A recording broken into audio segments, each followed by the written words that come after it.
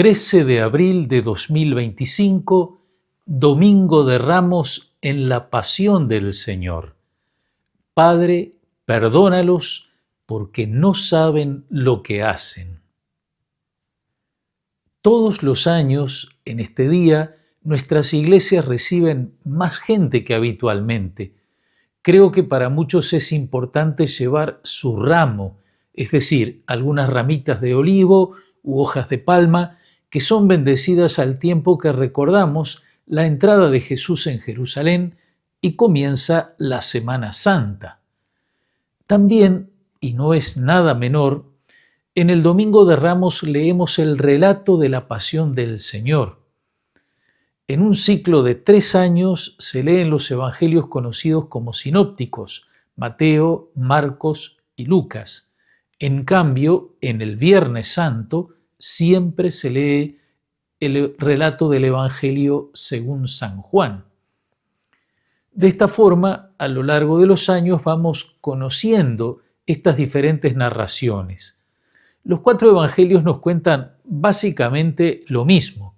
En la noche del jueves, después de la última cena, Jesús se retira al huerto de los Olivos a orar.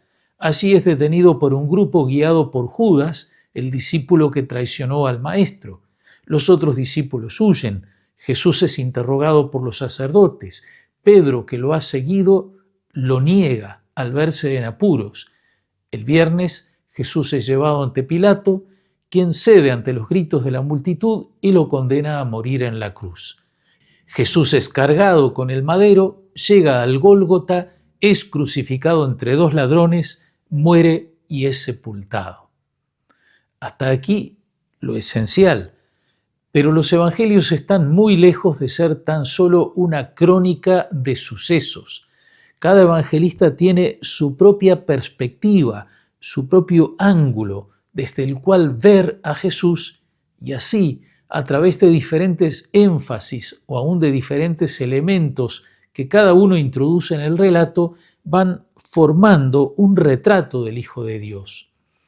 Los 4 evangelios se complementan, podríamos decir, se completan con sus diferentes perspectivas. Por eso interesa lo que es propio de cada uno y esto es lo que vamos a intentar ver ahora. Este año leemos el relato de la Pasión en el Evangelio según San Lucas. Si nos preguntamos cuál es la especial característica que Lucas quiere resaltar en Jesús, podríamos decir que es la misericordia, tanto del Padre como de Jesús. No es que Jesús no aparezca misericordioso en los demás evangelios, pero en Lucas ese aspecto aparece especialmente subrayado. Pensemos en parábolas como la del buen samaritano o la del hijo pródigo que encontramos solamente en este evangelio. Pero entonces, ¿en qué detalles del relato de la pasión se subraya la misericordia? Algunos son pequeños detalles que aparecen en la narración, otros aparecen en las palabras de Jesús. Durante la oración de Jesús en el huerto de los Olivos, cuando le pide al Padre, si quieres, aleja de mí este cáliz, pero que no se haga mi voluntad sino la tuya, solamente Lucas nos habla del ángel que consuela a Jesús. Entonces se le apareció un ángel del cielo que lo reconfortaba. En medio de la angustia, él oraba más intensamente y su sudor era como gotas de sangre que corrían hasta el suelo. Jesús está en agonía, palabra que en su origen no significa el paso hacia la muerte, sino que significa lucha. Es su combate espiritual y en ello Dios lo reconforta. Jesús había pedido a sus discípulos que oraran para no caer en la tentación. Después de orar se levantó, fue hacia donde estaban sus discípulos y los encontró adormecidos por la tristeza. Los otros evangelistas nos dicen simplemente que los discípulos dormían. Lucas anota una causa de ese sueño. la tristeza, mostrándose comprensivo con la fragilidad humana. Cuando llega a apresar a Jesús la multitud encabezada por Judas, los discípulos reaccionan violentamente. Uno de ellos hirió con su espada al servidor del sumo sacerdote, cortándole la oreja derecha.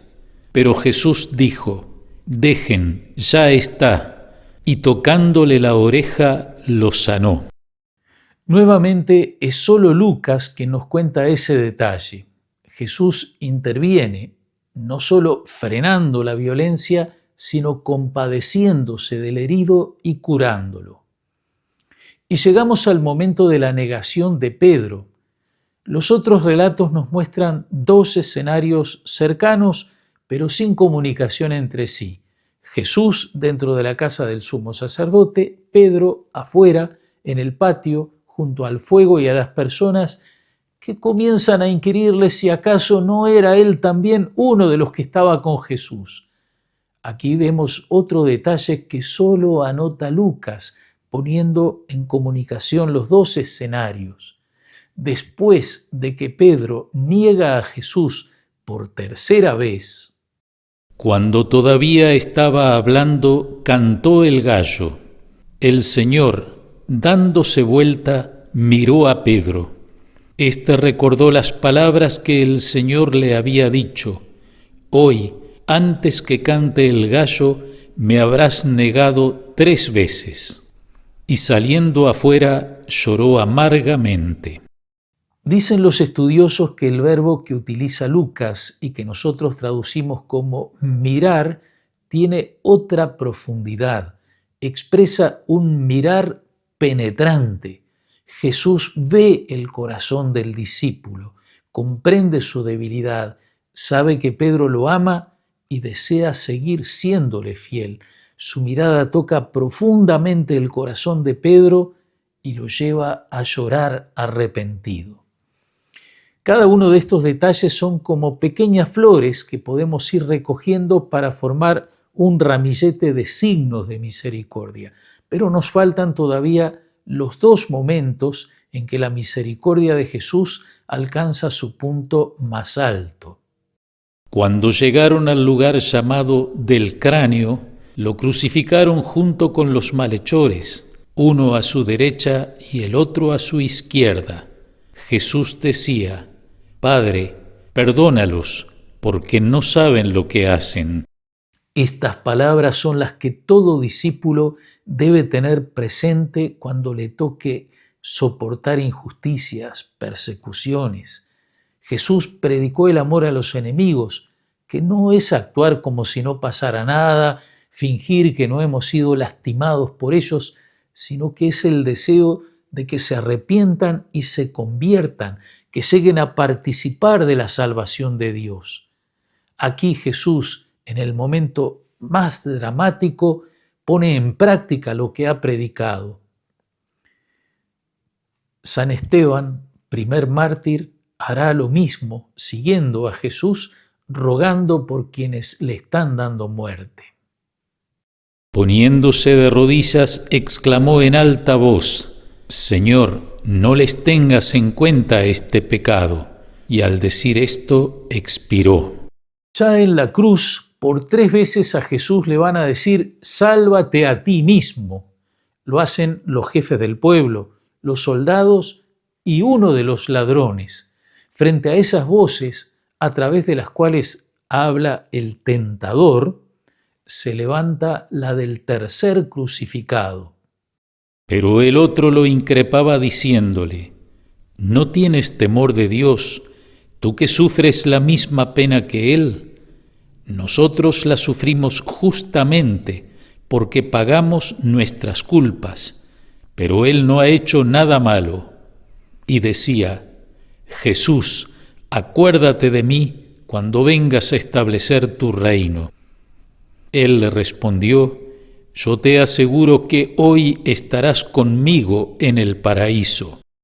Jesús no vino a salvarse a sí mismo, ha venido a salvar a todos. En esa dirección va su amor y su oración por los enemigos.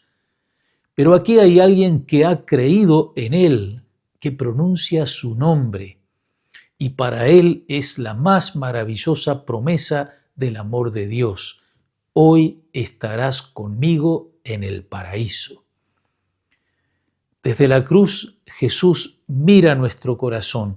Tras escuchar el relato de su entrega de amor, de la manifestación de su misericordia, estamos invitados a imitar a aquellos que se retiran de la escena después de la muerte de Jesús.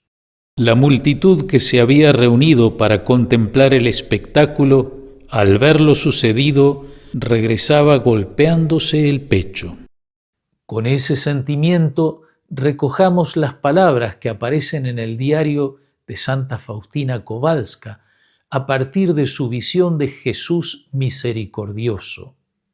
A la hora de las 3, imploren mi misericordia, especialmente por los pecadores, y aunque sea por un brevísimo momento, sumérgete en mi pasión, especialmente en mi desamparo en momento de agonía. Esta es la hora de gran misericordia para el mundo entero. Amigas y amigos, gracias por su atención. Que en esta Semana Santa puedan vivir profundamente el encuentro con la misericordia del Señor y que los bendiga Dios Todopoderoso, Padre, Hijo y Espíritu Santo. Amén.